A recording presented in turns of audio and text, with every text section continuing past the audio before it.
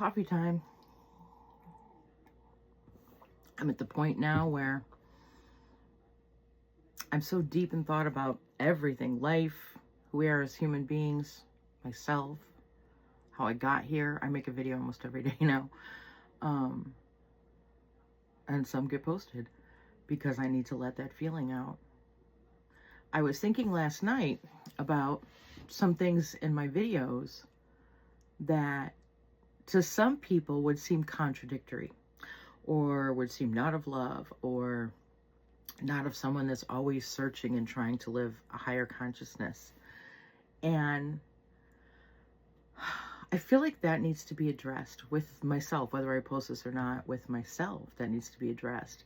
Because I've spent the last 24 hours really contemplating that and really thinking, well, you know, for someone who preaches about love and acceptance, some of the things you say sound non-acceptant. And I've thought about how over my lifetime, as I'm learning and growing, like everyone assumes, like, if that's your goal, then they expect that out of you all the time, 24/7. A newborn is born and their goal is to go through toddlerhood, go through preschool, go through elementary school, middle school, high school, and whatever they're going to do as an adult. Their goal is to live a life. And we tend to judge people like, well, you're not showing me what I thought you meant and what I expect of you right now. So you're wrong and I can't trust you. My goal is always, always to be of love. And I was thinking,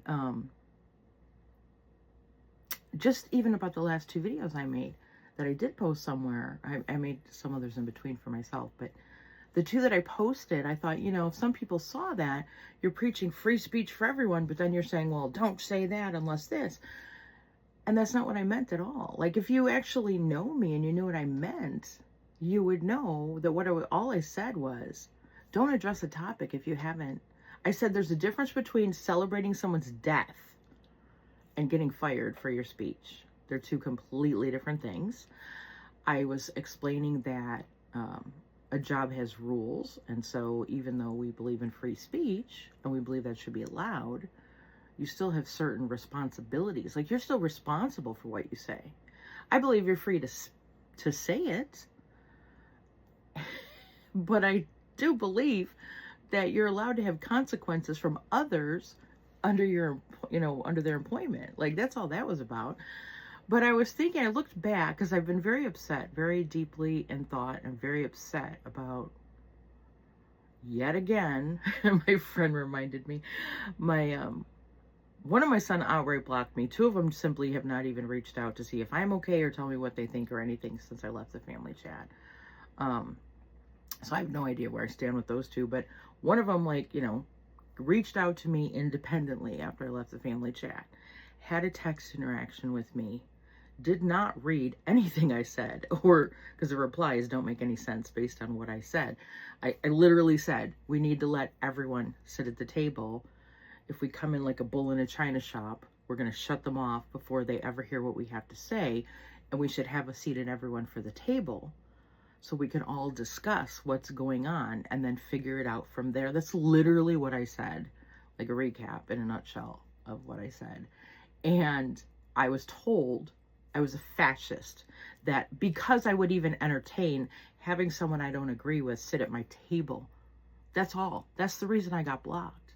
Like, he was so not hearing what I had to say because he had already made up his mind about who I am, what I was, because I didn't instantly agree with his screaming, all caps, everything he said. I didn't immediately agree with him. I was instantly steel-walled, and it didn't matter what I said. Even though what I said was the most loving thing I could think of. And so it's really been on my mind so much the last few days. So then I go back and look at, what am I putting out in the world? Is it as loving as I am in my heart? And I think, to give a Christian analogy, whether you're Christian or not, there is that story of Jesus, who is supposed to be the most loving human being on the planet, right? From what we're told.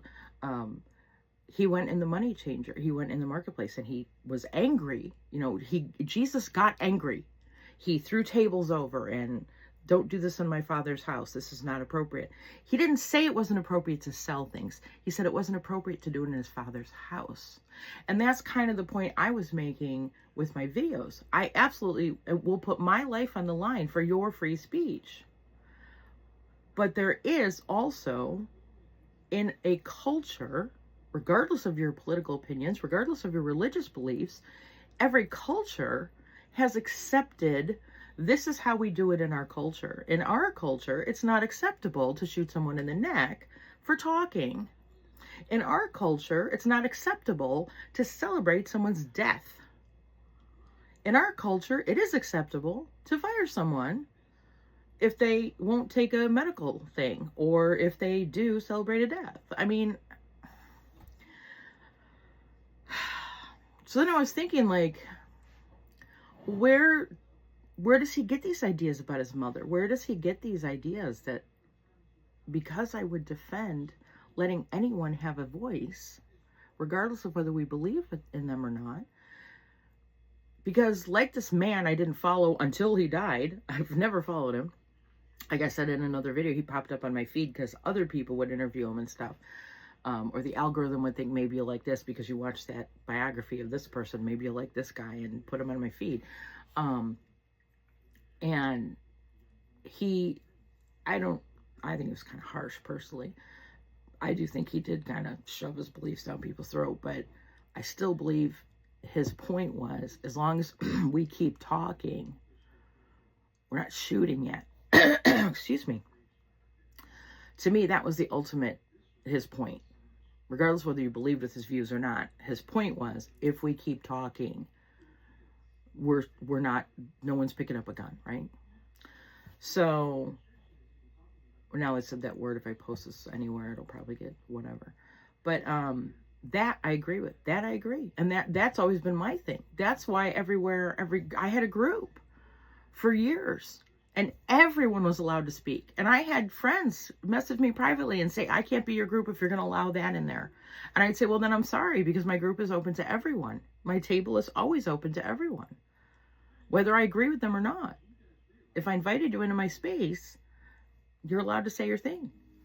Now, if you harm me, if you're violent to me, which few were and had to go over the years, but, then I'm going to have to, there's some, again, rules, accepted rules of engagement, as every culture, every society, every club, I think we get so hung up on ideologies, but what I try to do is put it in context, because I'm all about your ideologies and everybody having them. But my thing is, let's put them in context of the world we actually live in today. And anyway, so I was thinking about, how did my son think? Like, because what he said to others in the family then was, I'm no longer speaking to because of who, she's following, whatever. And I thought, he has no idea who I follow or who I don't. He hasn't called his mother in years. I call him to say happy birthday and Merry Christmas. And I've tried to call in between and just reach out and be a mom. And he's rejected me for a long, long time. And he has no idea who I am or what I believe. And then I started thinking about that, and I was like, well, how many people do know what you believe? How many people do know what you actually think about anything? And that's what prompted me to make the first couple videos. But I was realizing today that people forget, like, you're supposed to, you're born and you're this big. And you still think you're one with your mother. You don't even know you're separate from your mother yet. That's why I just saw something the other day about how that's why babies say dada first, because they see dada over there and they say dada, but it doesn't occur to them to say mama because they still think they're one with mama. And so it'd be like saying I, and they're not thinking I when they're an infant. And so that was one of the reasons they've come up with. I don't know if it's true or not, but that's one of the reasons they've come up with why babies don't usually say mama first. And, but we are constantly on that path. So anyone who's even trying to be more loving, be more accepting, be more whole, and is constantly on that path. and trying to go. And along my path, there's been times when I did align more with the left, or I did align more with the right, or I appeared to align with either of them when I didn't think I was either one, because I agreed with some of each. And so I always felt that I was here because I'm some that and I'm some that, and no one should be able to just label you based on one sentence or one opinion. And then that got me thinking about how, but I have 1,200 followers on my Facebook. Some of them met me at work. Some of them met me in cross stitch. Some of them met me because we had beliefs that were the same about spiritual things. Some of them I met in groups on different topics. And so just because I was there, they would assume I was left, or I was right, or I was this, or I was that. Because I happened to meet them over this that we agreed with, they just assumed I must agree with everything else, or they wouldn't like me. That's an important point. And so we make assumptions about people. Well, I've grown, and God, even just having the seizures has changed my memory so much I don't even remember so much of my life. And I was just thinking about how someone will meet you, like in 1997, and this is who you are and what you believe. And that's who they know you to be. And then in 2025, you're this person now because you've grown another 28 years of having life and wisdom and experiences. And in their mind, you're still stuck in 1997 because that's who you were when they met you. And that's why they liked you. They liked you because you were that person then. And they have no idea who you are now. They still have it in your head. They see your name and instantly, 1997. You know what I mean? And like, I know people do that, and I try really hard to not do that myself with other people. I try to assume that they've grown and changed as much as I have, and constantly be curious, where are you at now? But I realize that's what my son's doing. And then I thought, well, then why do I give off, why would certain times or certain topics, I would give off, you're this, or you're that, or you think this, or you think that.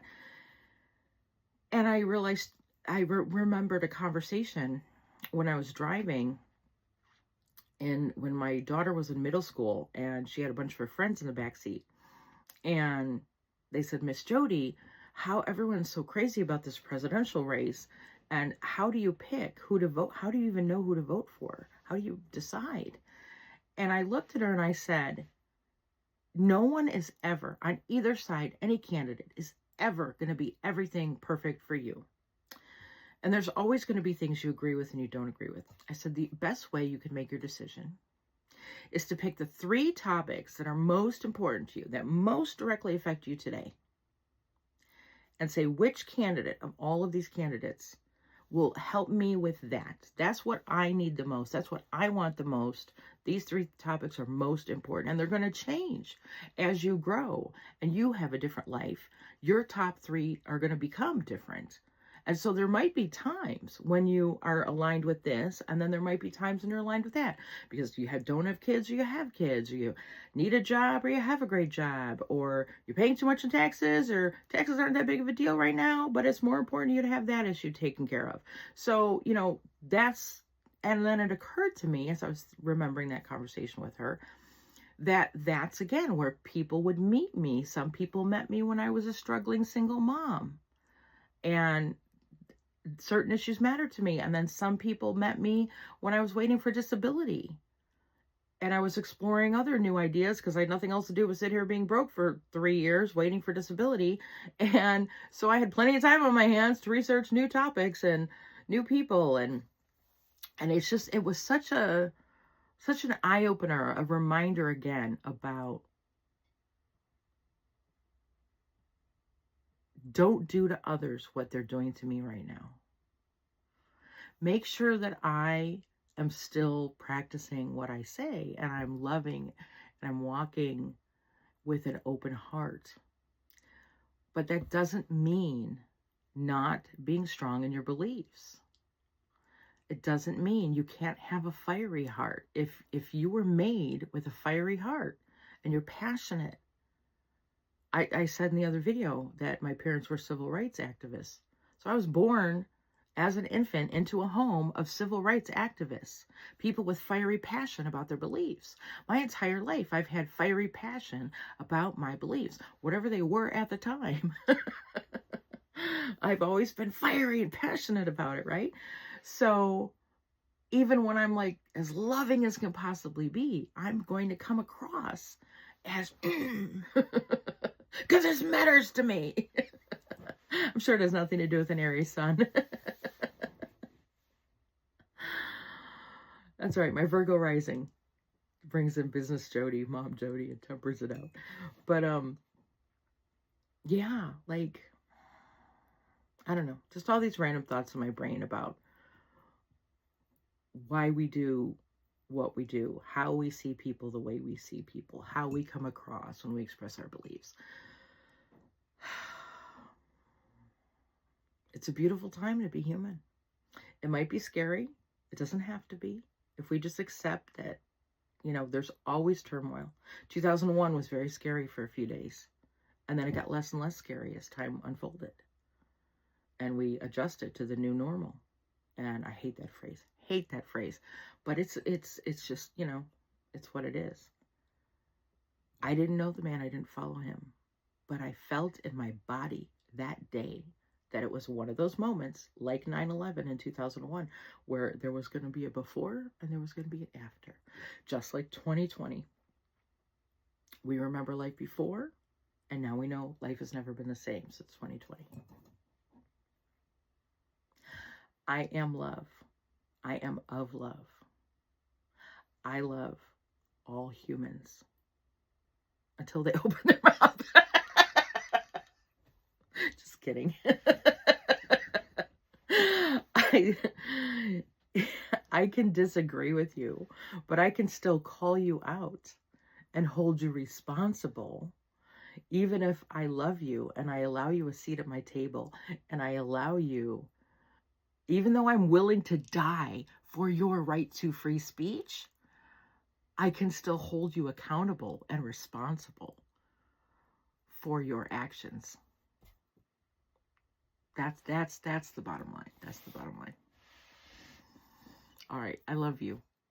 I know it's hard to imagine right now with the world the way it is, but we are still stardust and miracles wrapped in skin.